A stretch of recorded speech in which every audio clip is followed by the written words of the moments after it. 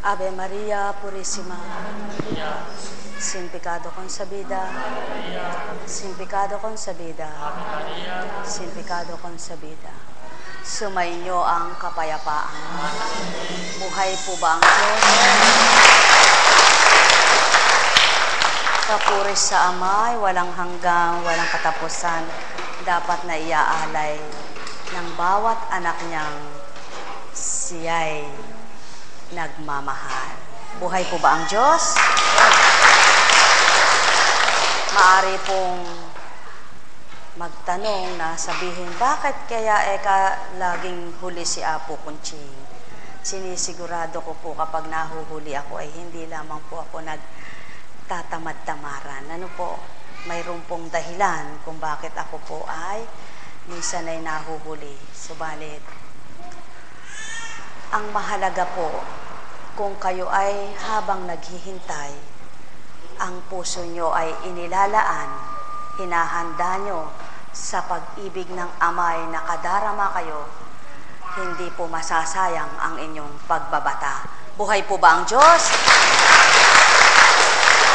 At inyo pong pakinggan ang maikling bahagi lamang po sa banal na kasulatan.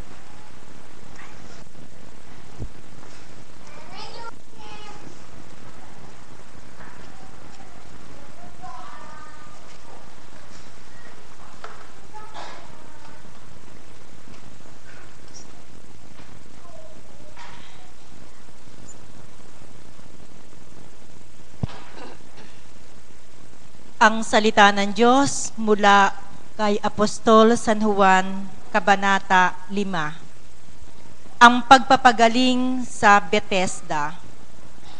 Pagkaraan ito'y dumating ang pista ng mga Hudyo at pumunta si Jesus sa Jerusalem.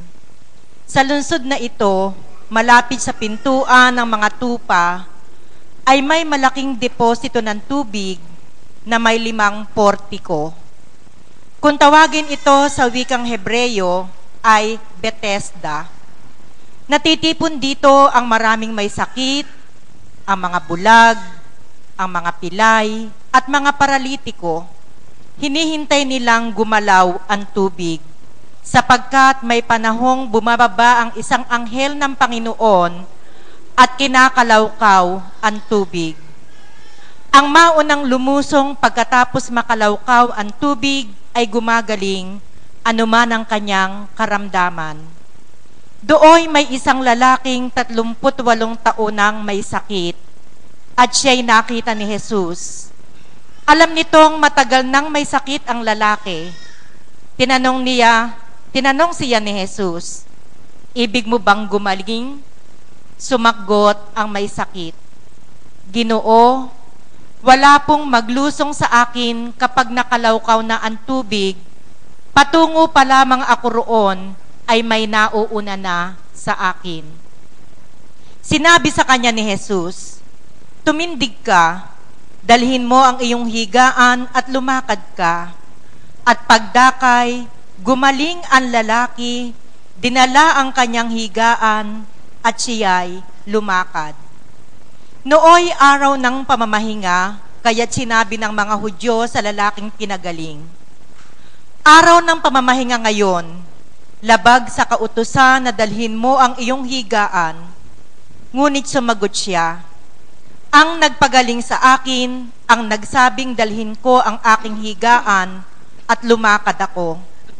At siya'y tinanong nila, "Sino ang nagsabi sa iyo na dalhin mo ang iyong higaan at lumakad ka?" Ngunit hindi nakilala ng lalaki kung sino ang nagpagaling sa kanya, sapagkat nawala na si Jesus sa karamihan ng mga tao. Pagkatapos nakita ni Jesus sa loob ng templo ang lalaki at sinabihan siya, "Magaling ka na ngayon, huwag ka nang magkakasala at baka may mangyari sa iyo na lalo pang masama." Umalis ang lalaki at sinabi sa mga Hudyo na si Jesus ang nagpagaling sa kanya. Dahil dito, si Jesus ay sinimulang usigi ng mga Hudyo sapagkat nagpagaling siya sa araw ng pamamahinga. Kaya't sinabi sa kanila ni Jesus, ang aking amay patuloy sa paggawa at gayon din ako. Lalong pinagsikapan ng mga Hudyo na patayin siya sapagkat linabag niya ang batas tungkol sa araw ng pamamahinga. At sinabi pa niyang ang Diyos ang kanyang ama at gayoy ipinapantay niya ang sarili sa Diyos. Ang salita ng Diyos.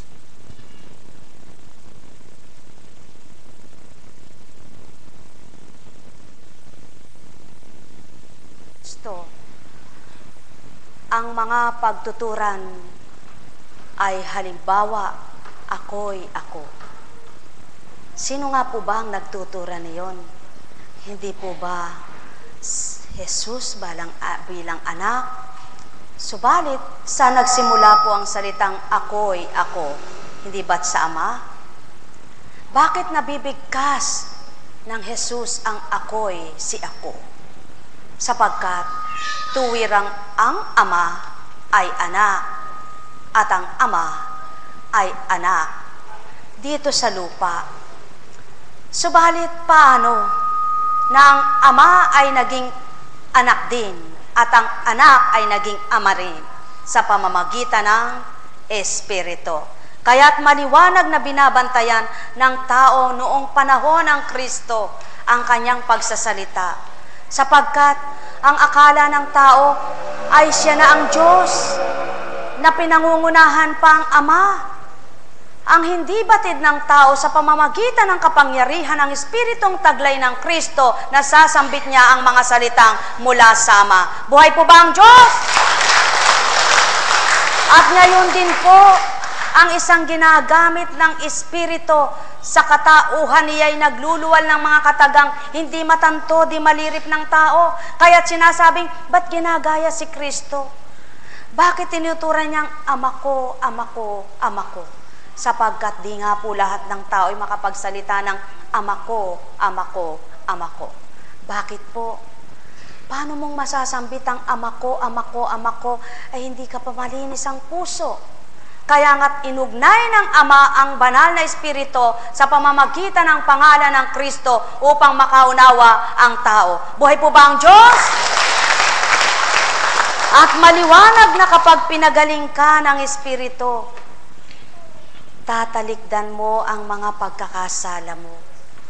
Marapat na kung ikaw ay dating ikaw, na kung anong uri kang ikaw, babaguhin mo yaan upang sa gayoy may natanggap ka sa banal na Espiritu.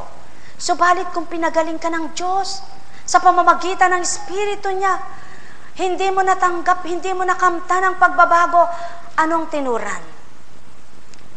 Huwag ka nang magkasala pa. Baka magkasakit ka pa. Ibig sabihin pong gayon, magkakasakit ka pa ng higit pa, malabis pa sa inalis sa iyo. Hindi po ba't nagaganap ito ngayon? Maliwanag pong nagaganap, mga mahal ko. Magtatanong ang isang pinagaling, Apo Kunching, bakit po nooy pinagaling na ako, ngayon may iba na naman po akong karamdaman, mas malala pa.